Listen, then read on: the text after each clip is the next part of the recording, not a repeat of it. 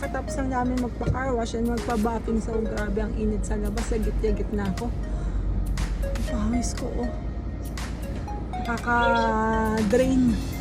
Anyway, kakatapos lang namin ipa-car wash and ipa-buffing si Thunder. So let's see later kung anong difference pag na-buffing na. Kasi may mga minor scratch siya. And pinaayos ko kasi lalala siya kapag hindi agad dyan na ipa-buffing. So let's see later.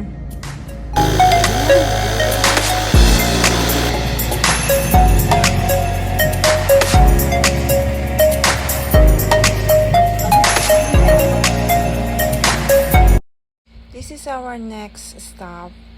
Our second stop namin is fitting of gown again. Ni Chelsea kasi ang tagal-tagal namin makapili ng gown. May pinipeg kasi siyang gusto talaga na i-fit pero hindi niya mahanap-hanap. But I think this is the right one and this is for photo shoot. I think this is also the right one. Hi guys! Hi the two of you. How are you? Hi Kakulay. Hello! So ayun, nandito ako ngayon sa... Nasaan ka? Saan mo to? Saan mo to? Na ba to? So ayan guys, nandito na tayo sa ating next stop which is ang pag-i-inquire naman ng venue. Ang dami na naming napuntahang lugar pero wala kaming mapili. Bakit ganon?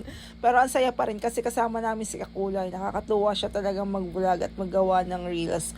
Tawan-tawa talaga kami. 1,000 per hour. Apa?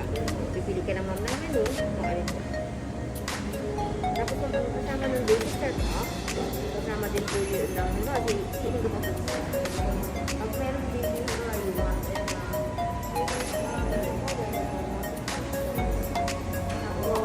ang atin pong 10, 4 hours use na po. Kasama at makadilipid na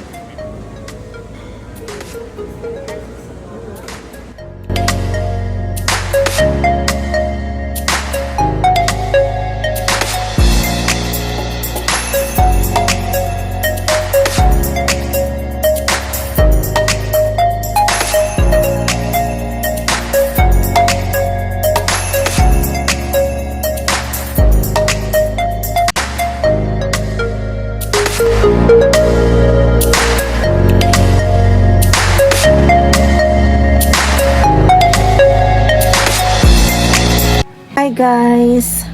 Finally, I'm resting. So, pagod yung maghapon but yeah, okay lang kasi lahat naman nagawa. Lahat naman yung nasa schedule ko for today na asikaso ko and hopefully talaga maganda na yung maging result natin. Magkaroon na tayo ng finalization ng ating mga plans. I mean, lahat kasi malapit na talaga yung date ng birthday ni Chelsea and lahat ay inaayos na natin according to our plan. So, yun, that's it for today. Thank you for watching. God bless all.